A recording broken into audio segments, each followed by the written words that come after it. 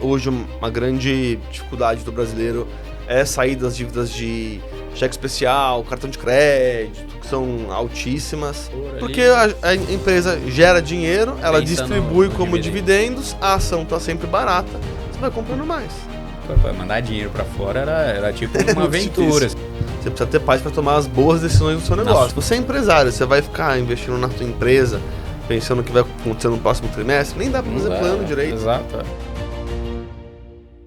Vitor Savioli é um ex-bancário que largou uma promissora carreira em bancos internacionais para empreender com a Velotax, uma empresa de tecnologia que se tornou o maior aplicativo de antecipação e restituição de imposto de renda com mais de 1,5 milhão de downloads. Sua tecnologia facilita a declaração do imposto de renda e possibilita a antecipação da restituição de forma rápida e prática. Essa conversa é sobre o espírito empreendedor que encontra oportunidades e aceita os riscos do mercado, certo que sua solução pode ajudar pessoas. Conversei com o Victor sobre empreendedorismo, mercado financeiro, investimentos e muito mais. Aproveita e se inscreve no nosso canal. Aqui no Seducast recebemos profissionais de alta performance para conversas inspiradoras.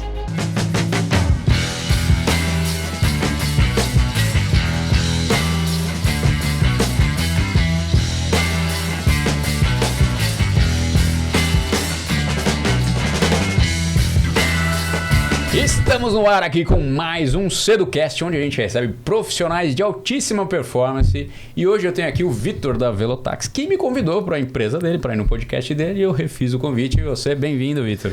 Muito obrigado pelo convite também, prazer estar aqui. Prazer é meu, cara. Eu fui lá na empresa dele, conhecer a operação, participar do podcast e falei, agora é dia de você vir aqui para cá, né? Vamos bater um papo aqui sobre negócios. O negócio dele é muito interessante, então fica ligado aqui. A gente vai bater um papo aqui sobre empreender. Eu sei que você começou a empreender recentemente, né? A empresa é nova, né? A empresa é nova. O Velotax é novo. A gente começou... Na verdade, a gente começou como um MVP ali no final do ano de 2020, durante a pandemia. Eu mesmo comecei a empreender em 2018. Então, eu não tenho tanto tempo de empreendedorismo. Você veio de banco, né? Você trabalhava em banco, Eu vim de né? banco. Eu trabalhei quase 6 anos no JP Morgan. Legal. Eu trabalhava na parte de risco de crédito dentro do Investment Banking. Desde quando você formou, você sempre ficou em banco? Exatamente. Eu entrei lá como estagiário. Na época era 2013, Legal. Se não me engano. E aí, não achei que eu fosse gostar. Mas, enfim, fiz... banco fascina, né? Meu pai tava super... enfim, querendo que eu trabalhasse em banco, porque aprende bastante. Acho que é uma boa escola, cara. É uma excelente escola. Você fez a DM, não? Fiz a DM. Banco acho que é o que sempre é indicado aí pra quem quer começar, né? Então foi muito bom. Foi excelente, assim, porque abre muita cabeça. Uhum. Então... E te dá visão de negócio, de resultado, número, né? Você consegue ter uma visão do que realmente importa no negócio. E também você consegue... Você realmente aprende a trabalhar, porque é muito puxado. Os times são pequenos, muita informação confidencial, pressão. Então, trabalhar até 2, 3 da manhã não é algo esporádico. Final de semana também. Então, foi uma baita escola, aprendi bastante, mas eu entrei lá querendo aprender e fazer um pé de meia para no futuro eu ter um negócio meu. Você já tinha essa vontade de visão, de ter o teu negócio. Porque meu pai sempre foi empresário, então eu falava, putz, eu não acho que eu vou assumir a empresa do meu pai, ou pelo menos não tão cedo. Era de distribuição de plástico. Então, o meu pai trabalha com a embalagem de bolacha, biscoito, enfim, coisas desse ramo assim, mais alimentício, que são volumes muito grandes, é um mercado bem comoditizado também, então não é algo muito fácil, mas eu sempre quis ser empresário. Meu irmão também, na época, ele já tinha fundado uma empresa... de viagens, então uma agência de viagens, depois ele estava trabalhando com seguro de vida, então eu já sabia que eu tinha um pezinho para isso. Desde pequeno eu falava que eu queria ser um businessman. Legal. Então... Mas tem que começar, né? Exatamente. Isso é legal. Começar por baixo mesmo, estagiário, né? Tem que aprender, né? Tem que ir pro mercado antes. Tem que ir pro mercado, eu acho super importante. Até umas semanas atrás, eu e meu sócio, a gente estava até conversando com um parceiro nosso, que aí ele chamou o filho dele que está se formando agora, queria um pouco ali de conselho do que fazer, o que não fazer, que também é importante. E a gente falou, cara, é importante você ir para banco, porque você aprende bastante, leva pancada, e as habilidades que você consegue desenvolver lá, você acaba usando em qualquer outro negócio que você for trabalhar. Então, dá uma flexibilidade legal também. Então, não gosto muito de banco, quero ir trabalhar numa empresa, sei lá, de bem de consumo. Mas o que você aprendeu lá, você vai acabar utilizando também. Até porque dentro de banco tem várias áreas também. Então, você pode pensar, não gosto de banco, mas o banco tem infinitas áreas. Você pode ir para diversas. Você começou como estagiário de que área lá? Eu comecei já no Investment Banking na parte do crédito. Então, o que a gente fazia lá? O JP Morgan aqui no Brasil, a estratégia, pelo menos era assim, não sei como é que está hoje, mas a estratégia era, olha, você cria relacionamento com as grandes empresas, com crédito, com outros produtos. Quando chegar a hora da empresa abrir capital, ou a empresa fazer uma captação de dívida lá fora, ou ela ter até... A gente trabalhava muito com derivativos lá também. Então, para a empresa travar o câmbio, ou travar o preço da commodity que ela compra ou vende, coisas assim...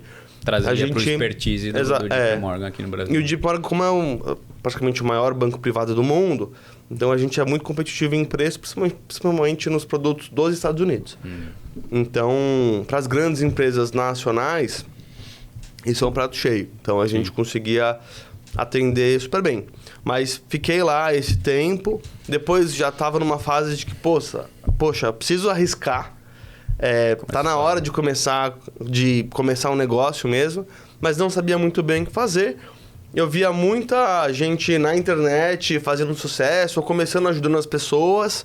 E eu falei, a única coisa que eu sei é da parte financeira, então vou começar por aí também. E aí, na época, eu comecei com uma ideia de fazer consultoria financeira para pequenas empresas. Eu bati um pouco nessa tecla durante uns 2 ou 3 meses. Não teve muita atração, porque eu vi que o pequeno empresário ele tem mais a necessidade de conseguir ter mais vendas. Ainda que ele precise arrumar a casa financeiramente falando, ele não acha que isso é um problema. A dor está ali na venda. A dor dele é preciso vender mais. Então... Daí eu migrei para a parte de investimentos mesmo com a pessoa física. Então, ajudava o pessoal a montar carteira, investir aqui no Brasil, lá fora, bolsa, enfim, ter uma visão mais 360. Quando que ano que é isso? Isso era no fim, mais ou menos agosto de 2018. Então, e fui tocando isso, muito focado na renda variável. E você era um agente, não? Você estava Eu era um analista, não cheguei a ser um agente autônomo, coisas assim. Eu vendia mais os meus cursos ou os meus programas, meu acompanhamento anual, fazia... Focado no online lá, não? Exatamente, focado na parte online. Tinha um ou outro mais presencial, mas era super raro. E aí, nesse meio tempo, quase 2, 3 anos fazendo isso, veio a pandemia. Foi um momento bastante complicado no mercado em geral. E muitos dos meus clientes começaram a negociar de uma frequência que eu não recomendava. Então, como caiu muito a ação, o pessoal lá no desespero começou a vender. E aí, tive 2.000 de prejuízo. Preciso recuperar. Então, começou a virar trader. Só que o que aconteceu? Com isso, aumenta a necessidade também de você calcular mais os impostos para pagar ali, do DARF, de bolsa e tal.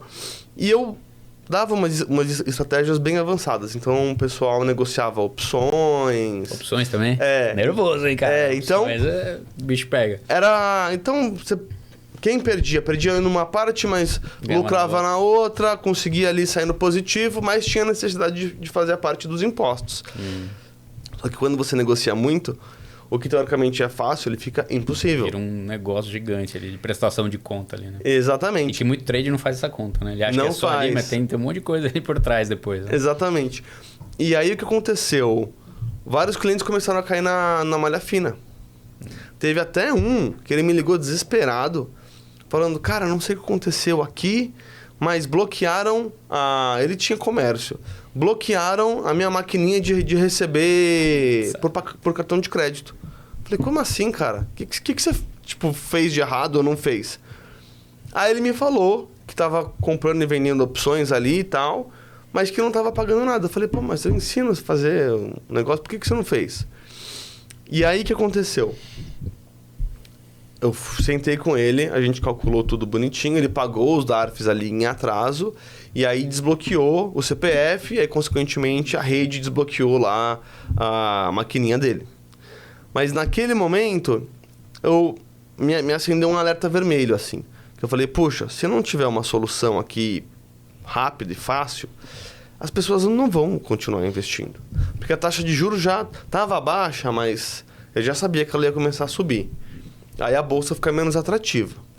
Aí eu monto um treinamento de renda fixa, que nem é tão complexo assim, e vou ter que mudar o que eu mais ou menos faço, ou eu vou acabar ficando com menos clientes. Só tendo os caras lá mais hardcore mesmo. O pessoal que eu queria atender, que realmente era aquele cara que pensa a longo prazo, que quer montar um planejamento, que não quer vai ficar tradando ali. Que não vai ser maluco, entendeu? Porque é quase um full-time job se você começa a... Então, e ficar acompanhando a opção, você tem que ficar acompanhando. Tem que ficar acompanhando. Então... E aí, naquele momento, eu liguei pro meu sócio, o Edu. Falei, cara, tá acontecendo isso, isso e isso. Acho que não era teu sócio ainda. Não era meu sócio ainda. Tava no banco também? Ele tava trabalhando nessa época... Eu conheci ele lá no JP Morgan. Então, a gente trabalhou lá durante um tempo. E quando eu liguei pra ele, ele tava trabalhando na XP. Ele já tinha se envolvido em outros negócios, tava montado outras empresas. Tinha apanhado um pouco com essa parte de desenvolvedor e tal. E aí ele... Enfim, ele falou assim, poxa, eu não posso ficar na mão de desenvolvedor. Então ele é engenheiro, muito inteligente, e tinha começado a aprender a desenvolvimento e tal. E daí eu liguei para ele e falei, cara, acho que a gente tem uma oportunidade aqui de montar pelo menos uma ferramenta para ajudar as pessoas a calcular e a pagar os impostos, porque é muito difícil e não tem uma solução fácil no mercado. Na verdade não é difícil, mas as pessoas tendem a complicar, assim. Depende do que elas fazem... Mas também depende muito também do histórico. Sim, se o cara vai acumulando muita operação ali, vai virando um monstro ali, né? E eu também fui montando os meus programas sem pensar muito nisso. Mas quando você... A consequência do que quando você mescla investir em bolsa brasileira, com bolsa americana, com criptoativo, e aí tem o câmbio, tem inúmeros fatores... Você fala, que é o que meus clientes faziam na época. Vira um negócio pra organizar. Já era, nem vou declarar, esquece. E muitos contadores também não é o dia a dia deles, então eles não sabem. Então eu lembro que antes de querer montar alguma solução, eu tentei resolver esse problema com quem eu conhecia. E eu via que não era muito dia a dia e que eu sabia mais que muita gente. Porque eu tinha sentado e estudado para ajudar os meus clientes. Então, o que eu falei pro Edu na época, eu falei, cara, tem essa planilha, aqui estão as regras. Grande parte dos dados a gente pode pegar aqui, que era um portal lá da Bolsa. Programa essa planilha aqui. Vamos tentar montar alguma ferramenta. Legal. E aí, depois de 1 mês e meio, mais ou menos... Eu achei que ele tivesse desistido. Eu teria desistido. Porque não era muito fácil, assim, de você conseguir automatizar todo o fluxo. Era bem complicado, ainda é, né? Bem complicado. Não tinha API, não tinha nada. E aí ele montou uma primeira versão. E aí essa primeira versão ficou pronta no final de outubro de 2020. E aí no dia 21 eu disponibilizei para quem era meu seguidor e para quem era meu cliente para utilizar. Falei, pessoal, dá uma testada e vê o que vocês acham. Nem fiz muita propaganda. Só soltou ali para testar. Porque também a gente total. E também a gente precisava ver se ia realmente funcionar, né? Na minha conta tava funcionando, mas... Tem que ver o público ali, né? Porque exatamente. Às vezes tá ótimo, mas o cara... E às vezes eu posso achar fácil, mas se a pessoa que não tá muito envolvida achar complicado, ela vai acabar. Exatamente.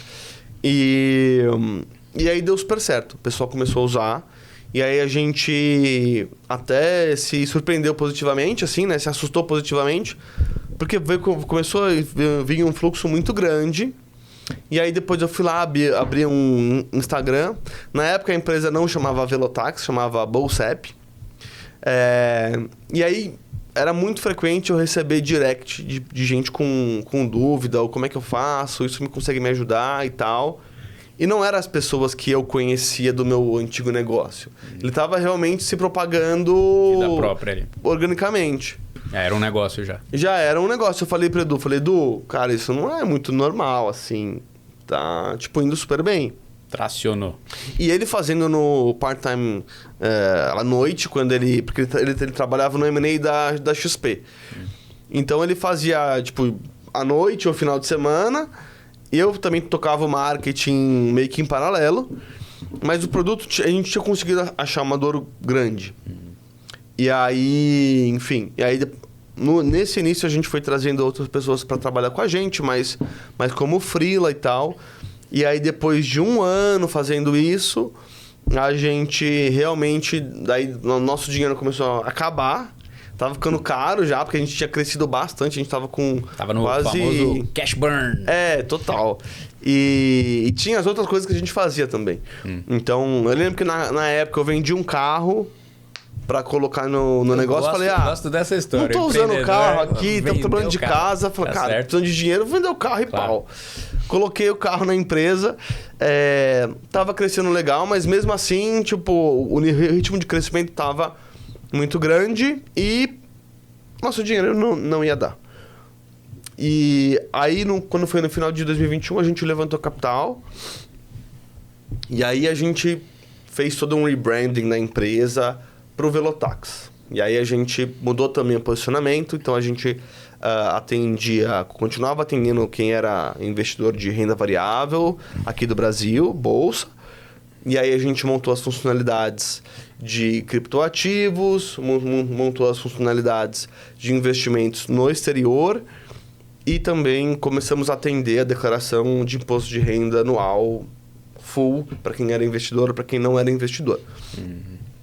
Então, hoje você acaba atendendo tudo ali, mas hoje eu atendo tudo. Não, é o imposto de renda. É o imposto de renda para pessoa física. Mas e quem que é o teu cliente, assim, o perfil do cliente dela? Todo mundo que declara? Hoje a gente tem 2 tipos principais.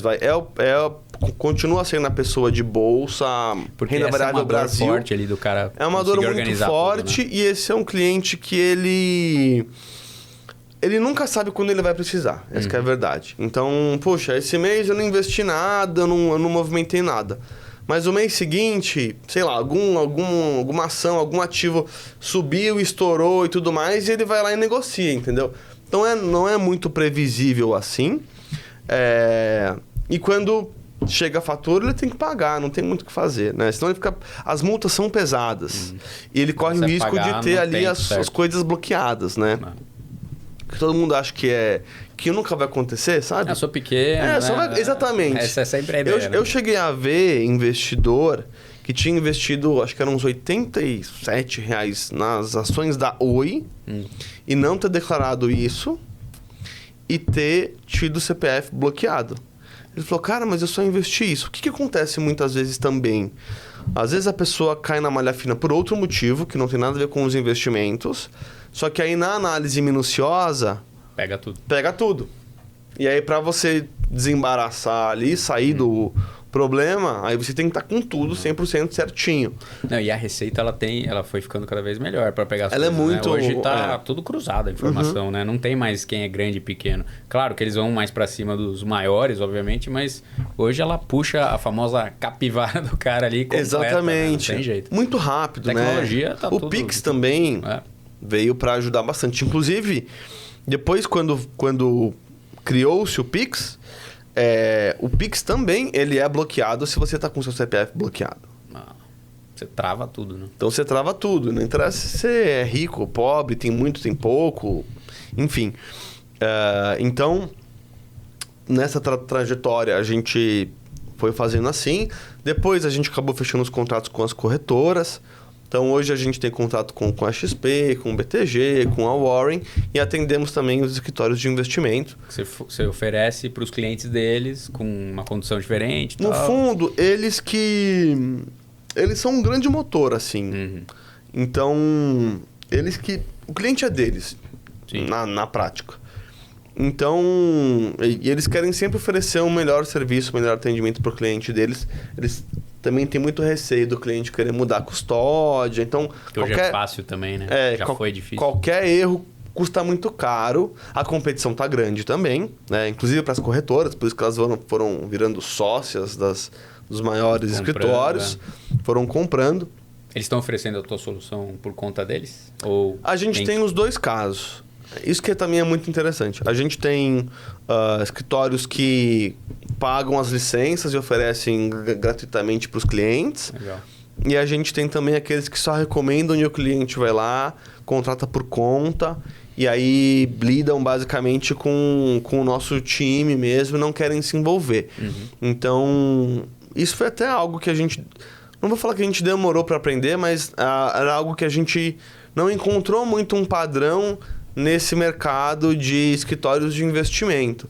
Então, cada um tem o seu próprio jeito mesmo. Como se fosse uma empresa totalmente diferente que por algum motivo atua no mesmo setor. Mas tem escritório que os caras são a babá do cliente. Então, eles fazem absolutamente tudo, pagam conta pro cara, fazem tudo. O cara não precisa se preocupar com absolutamente nada. Tem outros que ele dá uma assessoria, mas aí fica tudo por conta do próprio cliente. Ele prefere não se envolver. Impressão minha é que, às vezes, se dá algum problema quando o escritório faz tudo para o cliente, eles começam a se retrair e falar, para isso nunca mais acontecer, eu prefiro só indicar e o cliente cuida. Então... Mas então hoje é basicamente isso que a gente faz. A gente ajuda bastante ali quem tem a necessidade mensal ali da parte do imposto de renda. E aí quando chega na hora da declaração anual, praticamente todo o trabalho difícil e pesado está pronto. Então, a tua ferramenta, então, você tem lá o investidor, a tua ferramenta vai organizando as informações, vai gerando ali o que você tem para pagar e tal, e chegou lá no final do ano, está tudo pronto, resolvido. Exatamente, porque no final do ano, o que o cliente tem que reportar para a Receita, né? Tudo que foi calculado e pago... tem que falar tudo que ela já sabe que a gente fez, né? Aquela velha história. Exatamente. O que você já sabe que eu fiz, mas eu tô aqui para confirmar que eu sei que você sabe. É uma prestação de contas que... Né? Para quem já sabe tudo que você já fez. É uma loucura isso, né? Mas que bom, né? Tanto que tem uma oportunidade. Exatamente. Uma solução, né? Mas no fundo é isso. Então você tem que falar tudo o que aconteceu e as posições finais de ano, basicamente. E aí se você, por algum motivo... não pagou alguma coisa, ou pagou dinheiro a mais, pagou imposto a mais, você também pode restituir. Então, a gente ajuda na parte de imposto de renda anual. Como que a gente ajuda as pessoas? Primeiro, a gente simplifica toda a parte do imposto de renda. Então, em vez da pessoa pegar ali um monte de relatório, um monte de formulário... gastar um baita tempo para preencher isso ou dar para alguém preencher, a gente automatiza todo esse processo. E na parte da restituição de imposto de renda, nosso objetivo é maximizar o quanto ela pode recuperar de imposto já pago para receber uma restituição maior.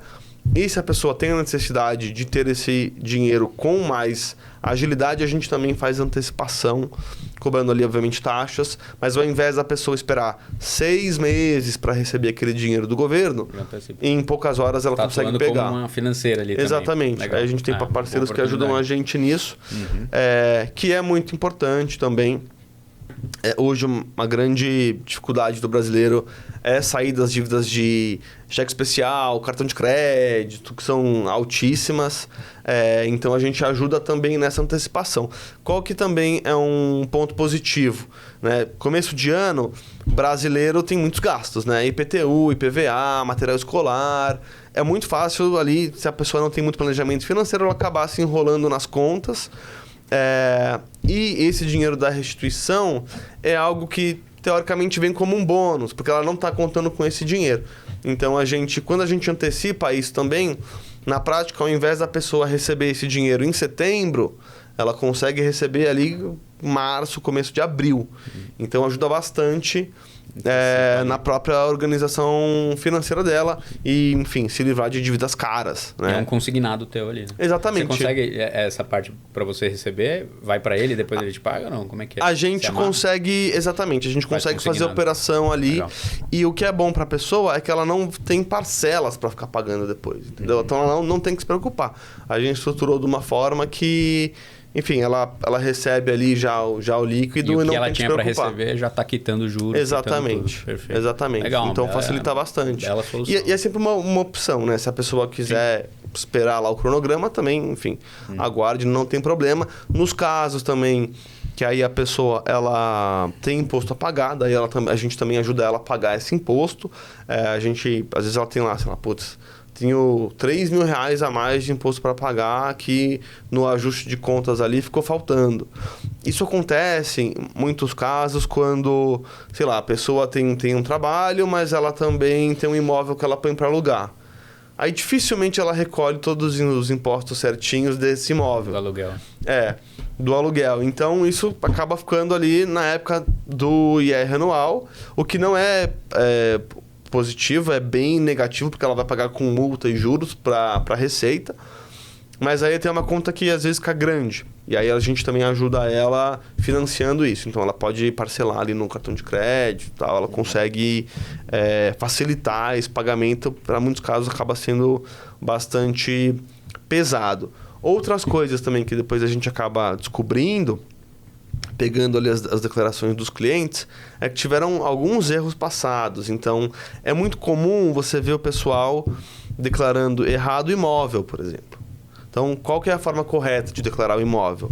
Tudo que você pagou pelo imóvel, você vai atualizando. Então, quem financia um imóvel, por exemplo, no primeiro ano que você financiou, o que você tem que declarar ali no imposto de renda? O valor que você pagou de entrada e as parcelas, incluindo juros e, enfim, valor tudo. Cheio, não só o que você põe lá de abatimento, né? Exatamente. Mas o valor do imóvel em si... Então, por exemplo, se eu financiei um imóvel de 1 milhão, mas saiu realmente do meu bolso 300 mil, nesse ano você vai colocar 300 mil.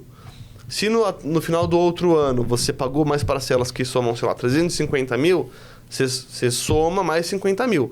Tem gente que faz o quê? Coloca ali direto 1 milhão.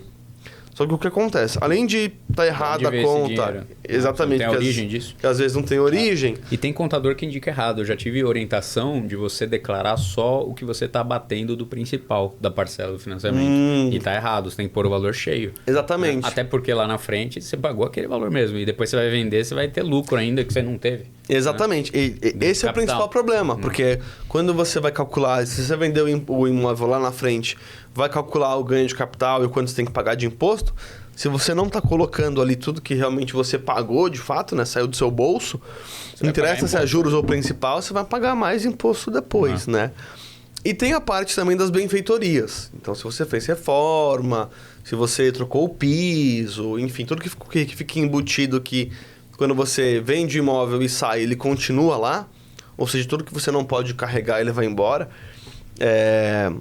fica ali, tem que colocar ali também como benfeitorias, porque foi ali um investimento que você fez nesse imóvel e que você soma ali no seu custo, né, na sua base de cálculo, para depois, quando vender esse imóvel, você pagar menos imposto. Estava tramitando lá uma mudança, não sei se já aprovou. Estava tramitando, ainda não aprovou. Ainda não aprovou. Corrigindo todo ano o valor dele, né, para não pagar lá na frente lá a diferença. Geralmente a Receita ela acaba divulgando essas mudanças ou essas... Paulo Guedes queria fazer isso quando ele estava, né?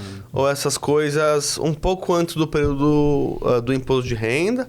Então, o período vai do meio de março até o final de maio. No começo ali de março, eles divulgam algumas coisas novas. Eles já fizeram essa possibilidade de atuação em outros anos, mas isso não virou necessariamente uma regra para sempre.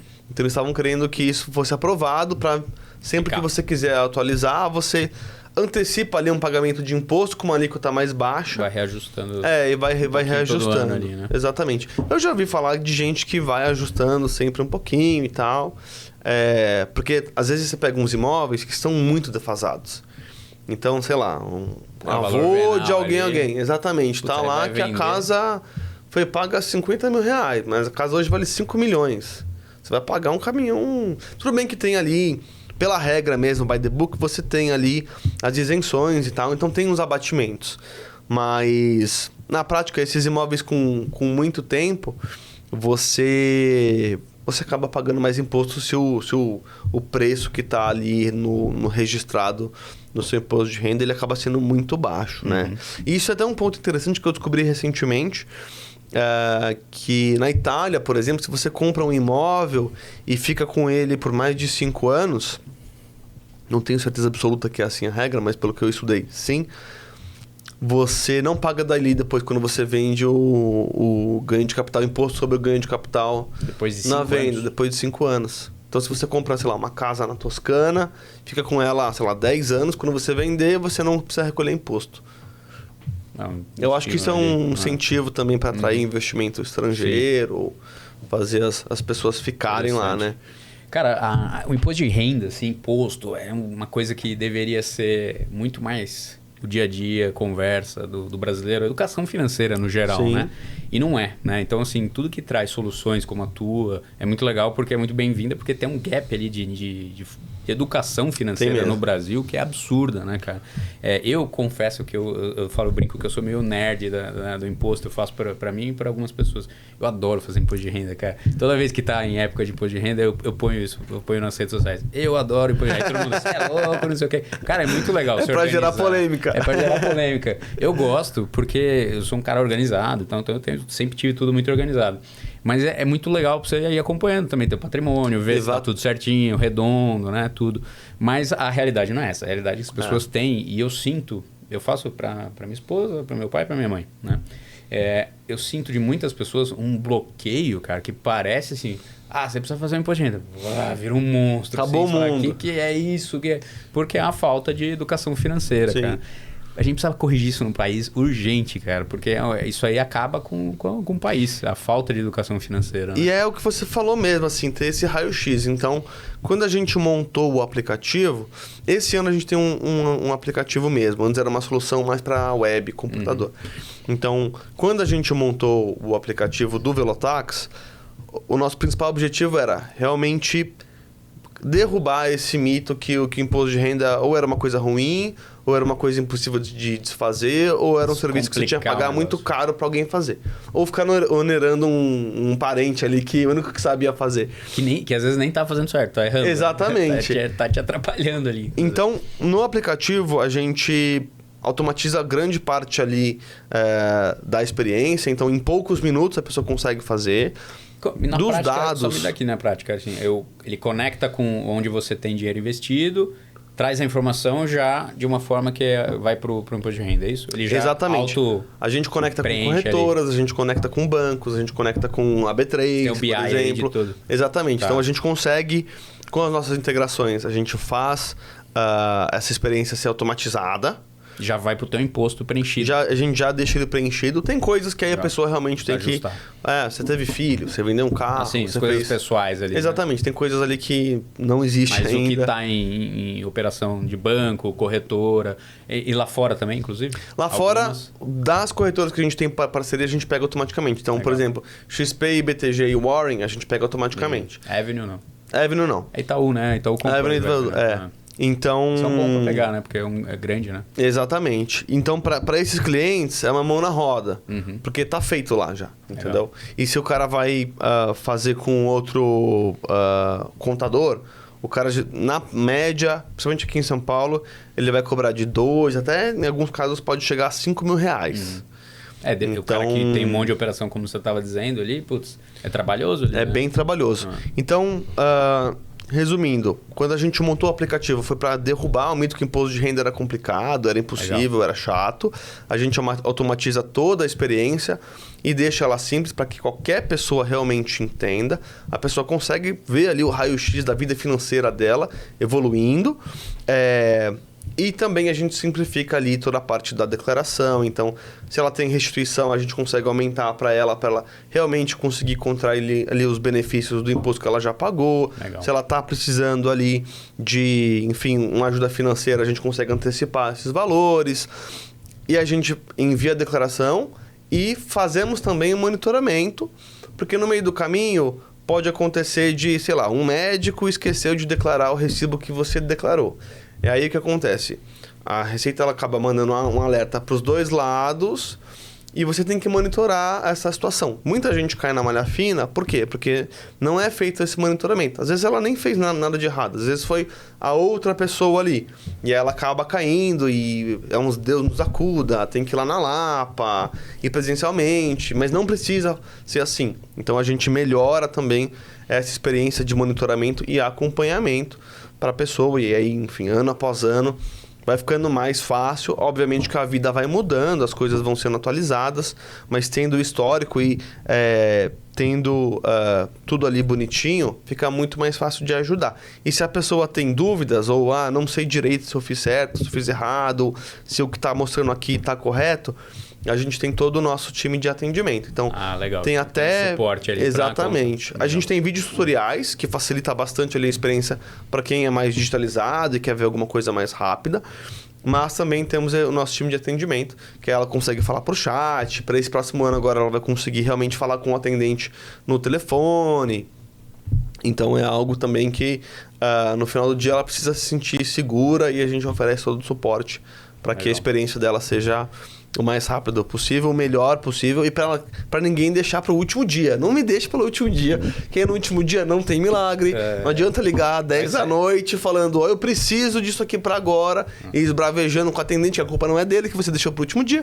Os contadores ficam malucos, cara. Os caras ficam doidos, porque no final, brasileiro deixa para a última hora. Deixa para a última hora. Ali, e aí, para a última hora vai ser mais caro conversar com o contador. Exatamente. E às vezes, realmente, dependendo da situação da pessoa, o que acontece?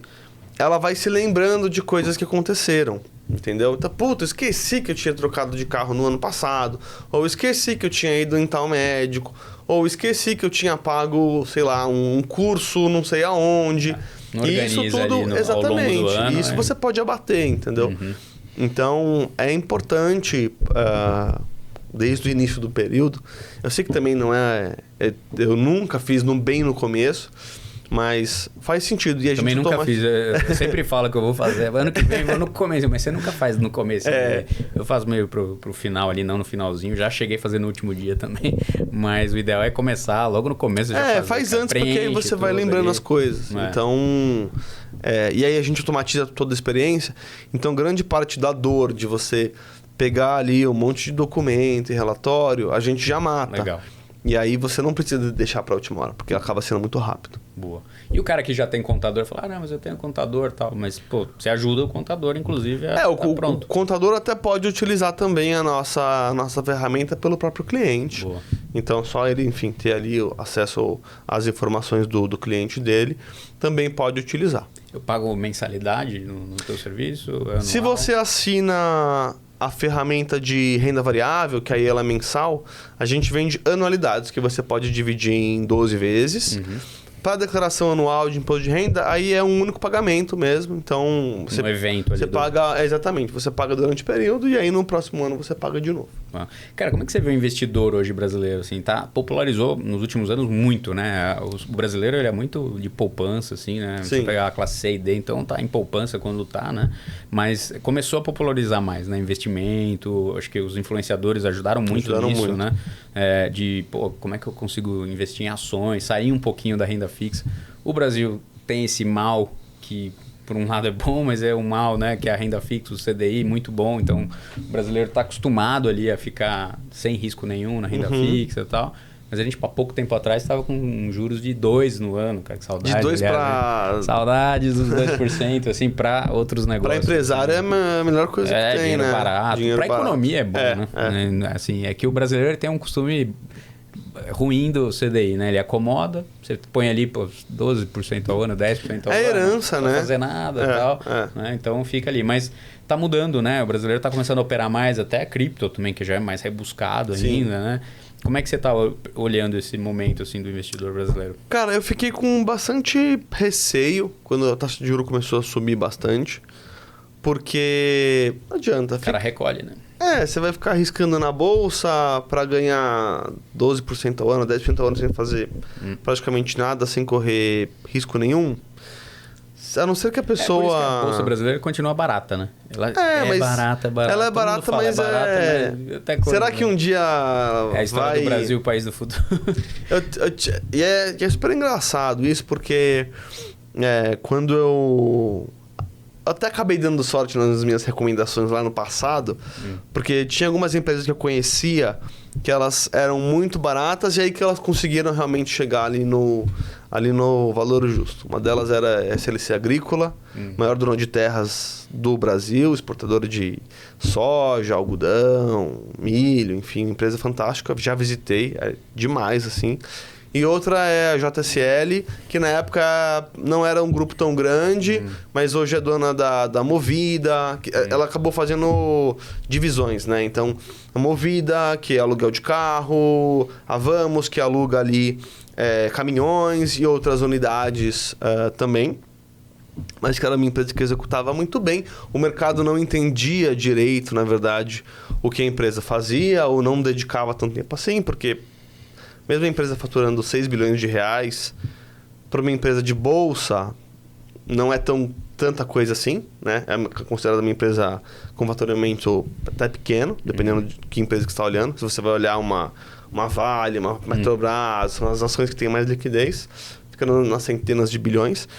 Então, mas que ao longo do tempo ela melhorou a comunicação com o mercado e aí o preço da sua ação subiu bastante. Ela também fez ali mudanças de governança que isso acabou subindo. Agora, a Bolsa Brasileira como um todo, a gente tem empresas muito boas, porque empreender no Brasil é muito difícil. Então, se a empresa estourou aquela arrebenta ali de conseguir abrir capital no Brasil... Já é um sinal. É um sinal que a empresa, operacionalmente, ela é muito boa, ela madura, executa bem, ela é madura e, dependendo do mercado que ela tá, essa economia mais ou menos andando de lado é bom para ela, porque dificilmente vai surgir algum grande competidor para rivalizar com ela, a não ser que esse cara já exista. Mas aparecendo um novo entrante dominando, é muito mais difícil. Então... Só que a Bolsa Brasileira ela aí não realiza. E aí por isso que as lendas do mercado de Bolsa do Brasil geralmente são aqueles caras que adotaram uma estratégia baseada em dividendos. Como, por exemplo, o Barsi, como, por exemplo, o Parisoto. Empresa geradora de valor ali. Porque a empresa gera dinheiro, ela distribui como dividendos, a ação está sempre barata, você vai comprando mais. Você vai comprando mais, você vai comprando mais. Exato. E aí é o montinho montão, né? Você ganha algumas empresas alavancam muito ali, né? Exatamente. Pega a VEG nos últimos anos lá, foi um case absurdo, né? Quem entrou lá... Mas esses casos são difíceis para você ficar identificar também. Olhando mais o ganho de capital. Então, para a Bolsa Brasileira, quem gosta, eu recomendo que invista em empresas que pagam bons dividendos. Bons dividendos. E que pode ser blue chips, as empresas maiores. Porque elas têm acesso a capital mais barato. Então, por exemplo, você vai pegar lá ali uma Ambev. Eu vou chutar um número aqui que eu não faço ideia. Provavelmente está nesse intervalo. Mas acredito que a ação da Ambev deve estar entre 15 a 20 reais. Talvez um pouquinho a mais, mas eu acho que está um pouquinho a menos. Talvez 13. Mas ela vai ficar rodando ali. Por quê? É um mercado maduro, é uma empresa que não tem dívida. Já tem um share do mercado fora. É uma empresa que paga muito dividendo. Então, se você quer ficar só recomprando ali, fazendo uma experiência automática ali, igual o Homer Simpson, né? Ele compra a ação da Ambev, ganha dividendo, com o dividendo vai lá, compra a cerveja, toma, enfim, faz o ciclo virtuoso ali da empresa de cerveja. Ela funciona super bem. Agora... Para você realmente ter um ganho de capital muito grande, você tem que ir para as empresas lá dos Estados Unidos. Cara, esse era o ponto que eu queria chegar contigo. Meta, porque não adianta. Aí é quem realmente investe, é quem realmente inova. Cresce, desenvolve. Né? E é quem realmente está no holofote do mundo inteiro. A Bolsa Brasileira é 2% do... O investimento muito global, pouco, né? Muito pouco, muito né? pouco. Tá lá.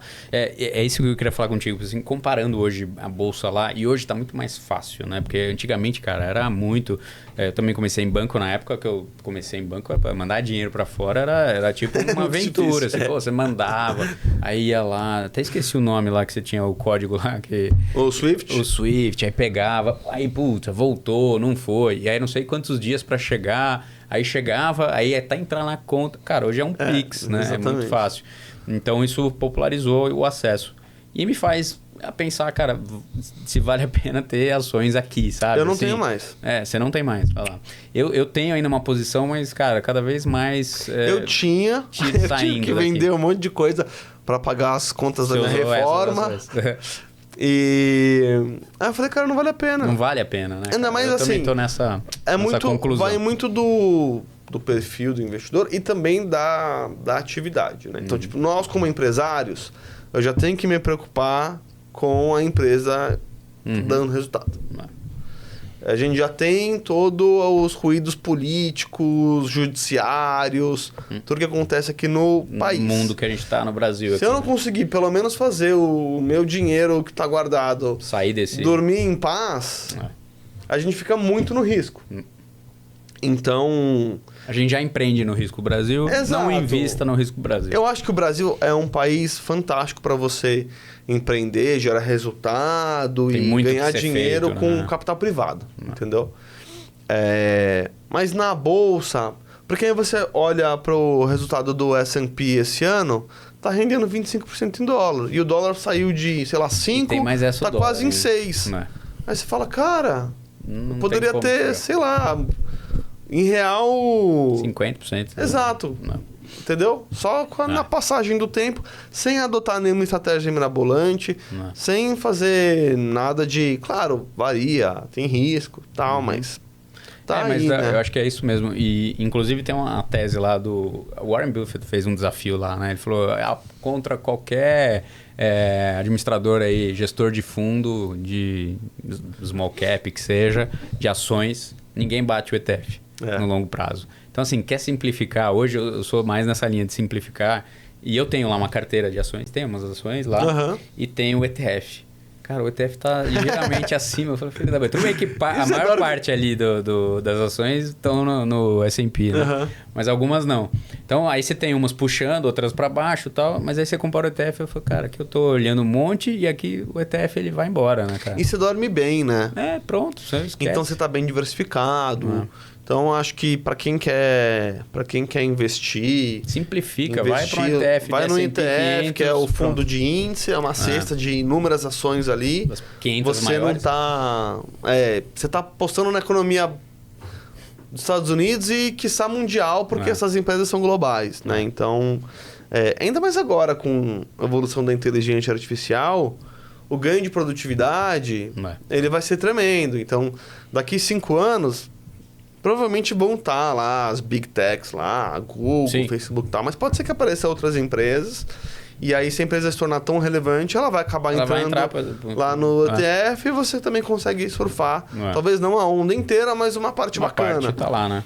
Então, eu acho que é a melhor estratégia, assim. Eu hoje tenho uma visão diferente. Porque quando eu recomendava investimento, era meu trabalho. Então eu amava ficar estudando empresa. Na teoria ali. Mas hoje eu me coloco nos sapatos de quem era o meu cliente há, sei lá, 5 anos atrás. Você é o cara, um investidor. Cara, simplifica. Imagina se eu chego em casa, 9 horas da noite, aí eu tenho que sentar para assistir uma aula de investimentos, para fazer o meu dinheiro render mais. Tá com um baita risco específico ali de cada ações, ainda que eu diversifique. Entender o mercado de cada uma. Esquece. Você vai, porque aí você vai ou para escola gráfica ou a fundamentalista, aí você vai olhar... Cara, não vai. O próprio desafio do Warren Buffett foi incrível, cara. Porque ele falou, ninguém bate o ETF no longo prazo. Então, vai pro ETF, coloca e vai trabalhar. Vai fazer dinheiro, e investir é muito difícil, né? Então, você pega... Eu vi recentemente o Fundo Verde aqui esse ano, um dos maiores fundos... do Brasil, mega famoso e tal, tava ali pau a pau com o CDI, entendeu? Então, aí o Brasil é isso aí, cara. Aí você fala, puta, o cara monta uma puta estratégia, tem um monte de... lá, fica lendo um monte de análise. Um monte de análise e pra, tipo, tá ganhando a mesma coisa que não tá fazendo nada, que quem tá deixando dinheiro lá sem fazer praticamente nada. Será que vale a pena? Eu acho que não vale a pena. Não, cara, eu acho que é isso. A direção hoje é ir para o mercado lá fora e pôr em ETF. Ainda mais que é empresário. Você precisa ter paz para tomar as boas decisões do seu negócio. Na sua empresa. Senão você vai... Se você não dormir bem, não conseguir olhar a longo prazo, ficar preocupado o que vai te gerar de, sei lá, mais receita ou mais lucro nos próximos 2 ou 3 meses, você não vai estar tomando o rumo estratégico. Até, por exemplo, recentemente eu vi um vídeo do Jeff Bezos, que ele foi muito tempo atrás, ele foi nos talk shows lá dos Estados Unidos, e aí perguntaram para ele, como que a sua empresa é uma empresa que nunca gerou um centavo de lucro e vale milhões e milhões e tal. E daí, da Amazon. E aí ele gargalhou assim e falou que vocês não entendem que eu estou investindo para o futuro, pensando décadas à frente. Então, tô criando uma base aqui, né? Exatamente, não me importa muito o lucro hoje, porque não é que eu estou gerando prejuízo porque eu não estou fazendo o meu trabalho. É porque eu estou fazendo o meu trabalho que eu estou tendo prejuízo, porque eu estou investindo no futuro. Estou queimando ali, então, Nubank, quantos outros depois vieram, entendeu? Né? Mas ele fez isso num tempo que as pessoas ainda não entendiam. Ele foi, e realmente eram muito grandes os prejuízos, mas ele tinha financiamento ali dos fundos, ou até mesmo a própria dívida americana. Por que empreender nos Estados Unidos ou em países de economias maduras teoricamente, nessa parte financeira, é mais barato, né? Fácil ou barato? É porque você tem acesso a capital de longo prazo. Aqui no Brasil você não tem. Eu acho que no final a gente está falando aqui de uma cultura de longo prazo, que o brasileiro não tem muito. Né? O brasileiro, mesmo como investidor ou mesmo como não investidor, a gente não tem essa visão de longo prazo. Como cultura, como país, a gente não tem. A gente tem uma visão de país que a gente quer, né? Que a gente quer para o Brasil. A gente não pensa nas próximas gerações, né? Não tem essa mentalidade. E aí isso se reflete nos investimentos também. Lembrou de um caso que uma vez fizeram uma análise gráfica? É um influenciador aí que eu sigo também. Ele pegou e simulou o investidor mais azarado da história. Aí ele foi para o S&P 500. Ele falou, S&P 500, que é sempre a linha do melhor tipo de investimento. Ele pegou esse cara e simulou um cara que ele aportava um dia antes da quebra. E aí ele pegou o histórico de todas as quebras do S&P 500 ao longo da história. E esse fake investidor criado, assim, o mais azarado investidor da história, ele punha o dinheiro e quebrava. Aí vinha outra crise, punha e quebrava. Aí ele punha todas as crises um dia antes e quebrava. Crash, todos os crashes que acompanhavam. Esse é o grande medo, né? Só que, um detalhe, esse cara não desfez a posição, ele não saiu. E aí a conclusão que foi simulada esse cara e viu que ele teve um baita de um retorno. Sério? Porque ele não desfez. Então mesmo o cara que entrou na ponta, mas caiu, porque depois ele corrigiu e voltou. Né? Ele não saiu, a diferença é não ter saído. Né? E você me lembrou ali quando você falou da crise aqui do Covid, que teve um monte de gente que ficou desesperada. Cara, era hora de ir às compras. Era hora de... Exatamente. A bolsa tava barata, tava tudo ridículo. Quem entrou ali, né? Mas assim, esse cara não. Esse cara entrou, mas ele não saiu. E aí, o desempenho dele era fantástico, porque ele não saía. Então, acho que fica uma lição assim, para o investidor. Cara, é longo prazo, construa a longo prazo. ETF simplifica e não saia. Né? E ainda mais que é empresário, né? Se você é empresário, você vai ficar investindo na sua empresa, pensando o que vai acontecer no próximo trimestre, nem dá para fazer plano direito. Exato. Você tem que fazer... longo prazo. Não... É difícil também você fazer, sei lá, um business plan de 5 anos e seguir exatamente aquele plano. Mas tem que ter direção. Exatamente, mas você tá com o foco ali, você tá sabendo para onde que você quer ir, qual o mercado que você quer atuar. Então, por exemplo, agora a Nvidia, ela reportou resultado abaixo do que o mercado esperava. Aí a ação estava caindo um pouco. Mas ela continua ali on track para ser uma empresa... Nvidia, cara, esse é o grande... É difícil saber. É a grande pergunta do momento, né? Se ela tá cara, porque ela subiu muito, disparou, porque tem muita especulação. Um dos erros que eu considero que eu fiz como investidor é, por exemplo, não ter investido na Apple. Nossa, a ação da Apple tá muito cara, muito cara. Mas tá quanto tempo muito cara? Ou aqui no Brasil... A ação da Vega ficou quanto tempo muito cara? Se você for olhar lá, vai estar muito cara, mas é uma empresa que continua reportando bons resultados, continua inovando. Então, e o que faz a empresa estar sempre cara e os investidores continuarem pagando esse preço alto? Porque ela está sempre olhando para frente. Então, empresa que inova no caso da Nvidia, a gente vai saber daqui, sei lá, 10 anos se hoje ela está muito cara. Sim. Porque o mercado que ela quer atacar, a inovação que ela quer fazer, só vai render frutos daqui muito tempo. Já está criando, mas é um mercado ainda incipiente ainda, né? Que vai explodir, né? Exatamente. Então, é muito difícil prever. Compra a Nvidia, então. Ou vai É difícil cravar, mas... Ela já está no S&P 500, né? É mais fácil mas você diversificar. Mas é um papel interessante. Mas o paralelo que a gente tem que trazer é com a própria empresa, entendeu? o teu negócio, você tá olhando para frente, tá querendo atacar novos mercados, ter novos produtos, tá criando, ter essa visão de para onde que a gente tá indo, porque assim, se o plano for bem traçado, porque a bolsa é expectativa e depois a realização. Se você traça um plano de 5 anos, falou, em 5 anos a gente vai estar 10 vezes a receita. E aí você, aos poucos, ir cumprindo essas pequenas metas, muito provavelmente... Tá no caminho.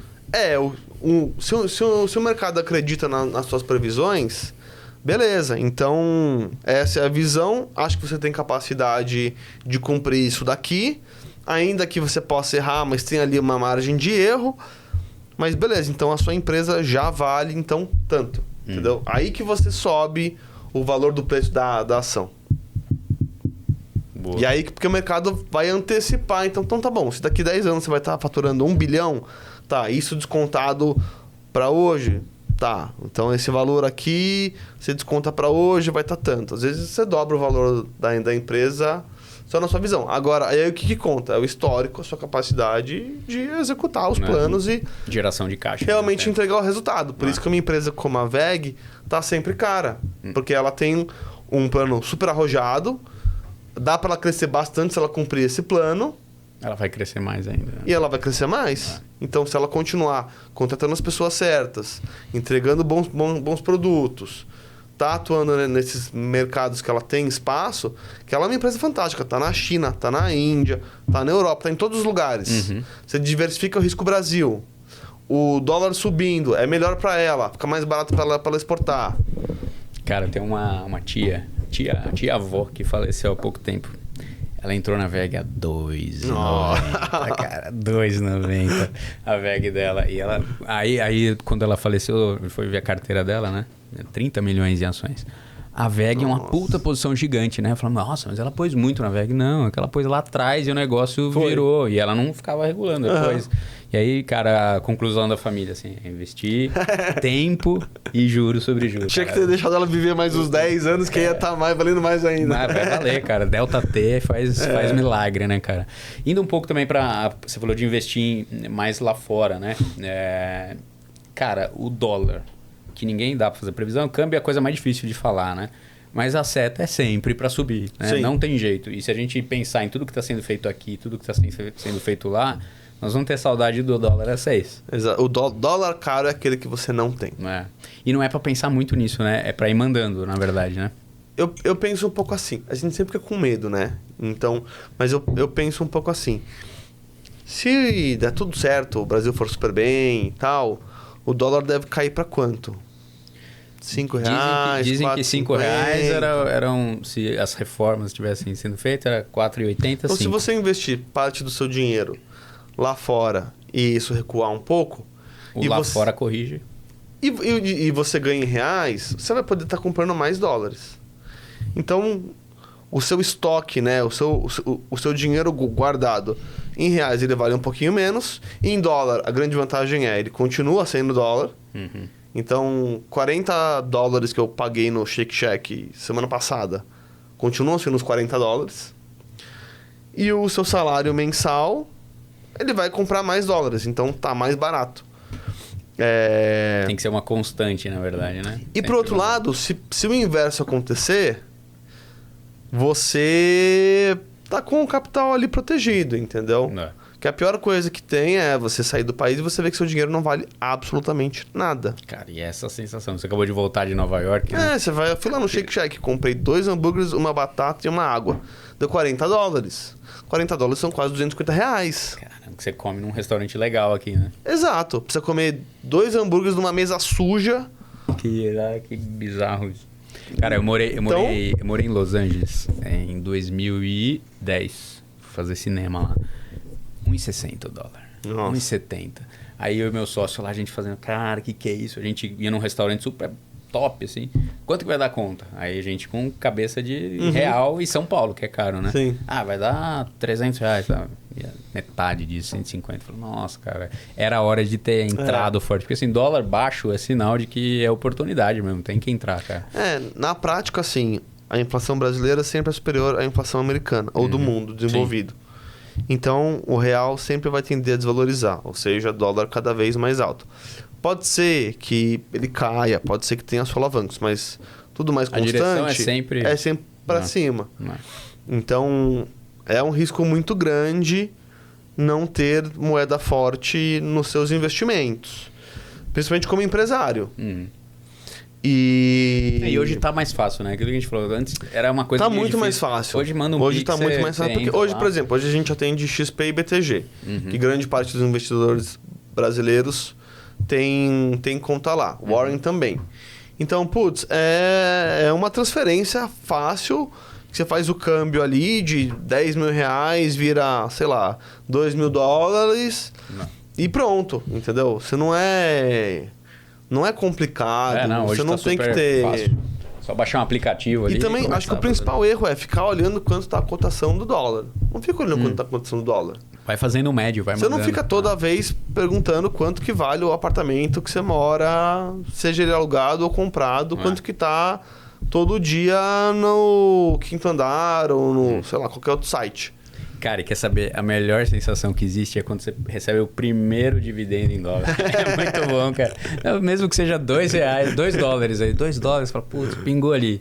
Não sei o quê. Tudo bem que você paga imposto, né? Que lá você tem que sempre abater o imposto ali, que já abate, 30% né? Na fonte. Mas é até bom pagar esse imposto, cara. É diferente, né? Quando a coisa é boa, né?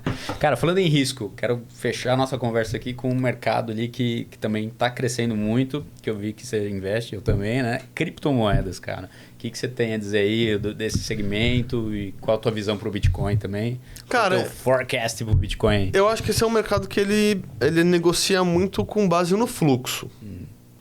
E aí, por que o Bitcoin nos últimos dias, semanas, está subindo bastante? Mudou o presidente americano, ele é super pró-cripto, acho que o Banco Central americano vai tender a ter investimentos em cripto também. Já tem, né? Tem reserva, tá começando, né? Um pouquinho. Mas o governo tem reserva em cripto já, então, né? Empresas também. Então, quando você pega, principalmente o mercado mais institucional... Os ETFs, né, que criaram. Próprios ETFs, próprios fundos de investimento, que são poucos que ainda investem em cripto. Se todos eles começarem a investir só um pouquinho, isso daí vai subir pra caramba. Que é relativamente a mesma tese do investimento em ouro. Então o que acontece? O Bitcoin ele é muito mais fácil você negociar, enfim. Ele é digital, né? O ouro, apesar de você ter contratos, apesar de você ter empresas mineradoras e tudo mais, ele é um pouquinho mais difícil, ou tem essa noção de ser um pouco mais difícil. E até mais caro de você negociar. Então, acaba sendo como um movimento natural. Como reserva de valor mesmo. Só que talvez... E é difícil você falar em reserva de valor para um ativo que ele varia tanto. Sim. Mas se você pega em um espaço de tempo maior, ele não só mantém o valor, como ele aumenta o valor ao longo do tempo. Então, eu acho que a perspectiva ela é bastante positiva, mas esse mercado, graficamente, ele tem ali os ciclos bem fundamentados ali, estruturados. Então, a gente está entrando numa fase bastante positiva, mas também vai muito da criptomoeda, né? Então, você tem lá as altcoins. Tem um monte de coins aí. Né? Exatamente. Você tem lá toda essa parte... que é uma parte que você vai ganhar, sei lá, 70% num dia, mas pode entregar depois também. No geral, eu não recomendo entrar muito nas altcoins, shitcoins, né? Exatamente. No Bitcoin, então, eu tenho um amigo que ele brinca, eu tenho um Palio comprei um Palio 2002 em Solana e agora virou sei lá, um Jetta. Mas... mas aí eu acho que vai muito de se conhecer, porque ele é muito... Tem bons projetos, né? Tem bons projetos, mas é um negócio que demanda bastante tempo, assim. Então, para você só não perder o bonde, fica no Bitcoin, talvez um Ethereum também, que é bacana. O Ethereum deu uma travada nos últimos tempos. Ele tá devagar. Ele não acompanhou. Eu vi já que ainda é uma oportunidade. Então, eu fiquei nessa dúvida aí. Você acompanha bem Eu o Ethereum, acho que é uma oportunidade. Porque ele não tracionou, porque o projeto mas eu já vi gente dizendo que parece que ele não vai mais. Mas isso muda muito. Porque se você para analisar esses projetos cripto, ninguém entende muito bem. A não ser que você seja um as de tecnologia, assim, para você ler a documentação e tal. Então, como ele negocia muito no fluxo e na atividade ali das redes e tal... Que é a grande maioria das pessoas. A tendência é subir, entendeu? Então...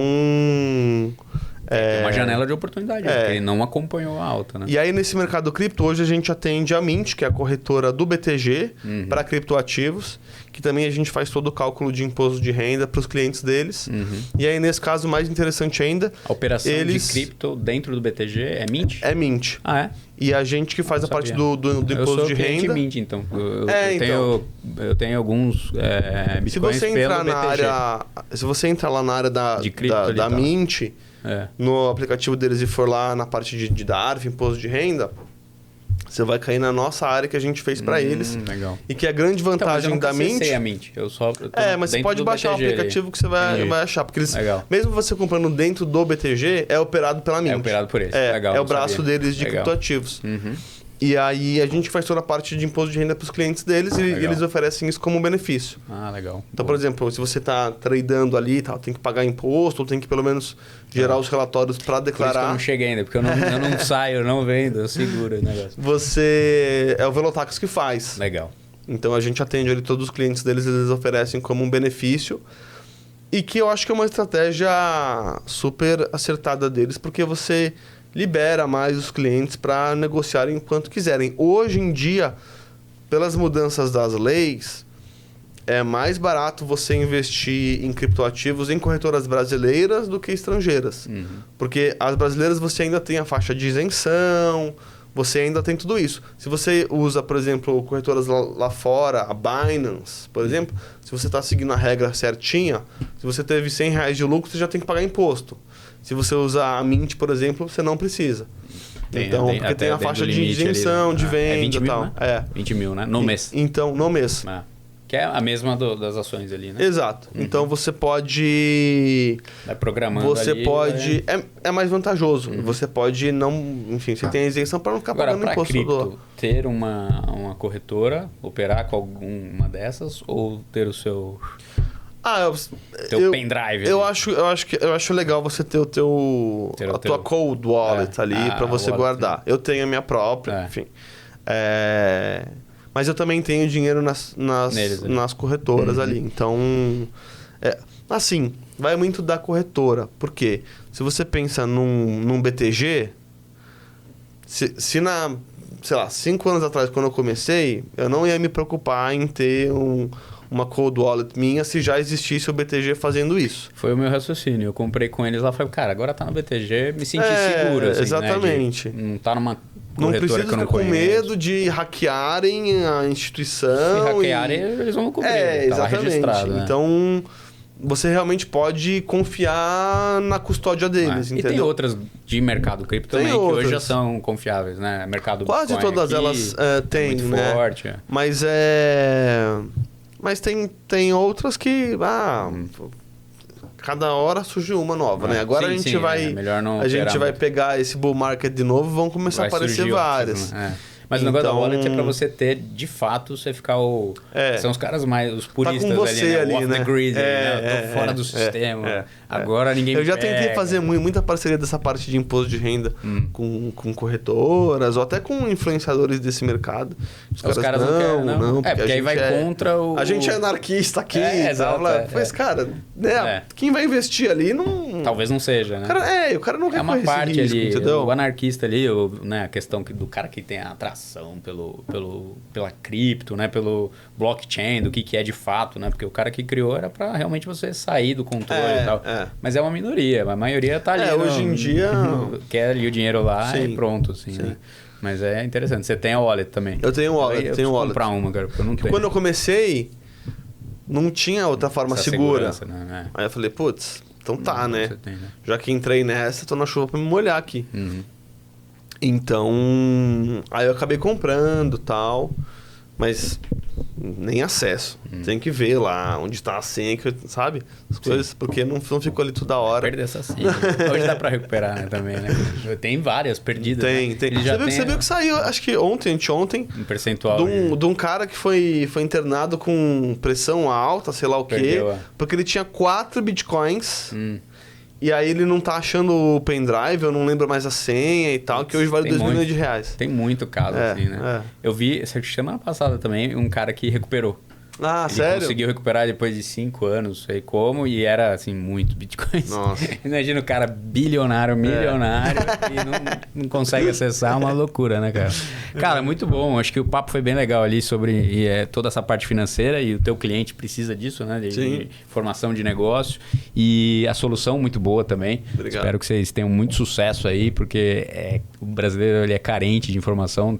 Acho que é muito legal, porque traz uma coisa muito educativa também, né? Não só de facilitar, mas também de direcionar, porque o brasileiro tem um gap enorme ali. E tem estratégia, né? Até usando os limites ali de isenção e tal. Então, acho que é importante, faz a pessoa ter mais consciência da evolução financeira dela, de tudo dentro das próprias leis, conseguir aumentar a restituição, antecipar a restituição quem precisa, ter ali o olhar financeiro pela própria... Porque a gente trabalha tanto que a gente tem que ter aquele momento de afastar um pouco mas deixa eu fazer uma análise mais simples que seja para ver se eu estou indo pro caminho certo, né? Então isso é importante. Legal, muito bom. Deixa aí os arrobas, os contatos, tudo para quem quiser conhecer a ferramenta. Vocês podem me encontrar no LinkedIn, é Victor Savioli, e no Instagram é o @savioli.victor. Pode mandar mensagem lá, eu sempre respondo. Gosto bastante dessa interação. Porque você estava já bem ativo antes até da própria empresa, você já estava ali. Eu era produtor de conteúdo, né? Legal. Até o meu TikTok, se eu não me engano, eu ainda tenho lá 160 mil seguidores. Eu tenho muito tempo, muito vídeo do tempo de investimento e até dar uma limpada, mas eu tinha mais de 1000 vídeos. Eu falei, não dá, tem que apagar um por um, esquece. Deixa lá. Deixa lá. É conteúdo que é legal, bacana, né? Legal, cara. Brigadão, prazer mais uma vez, Carlos, aí. Conte sempre convite. Comigo e a casa é tua aí. Quando precisar, venha pro Seducast aí. Obrigado. Valeu. E você fica ligado aí no Seducast, não esquece de curtir, compartilhar, se inscreve no canal. Até a próxima. Boa! Muito bom, cara.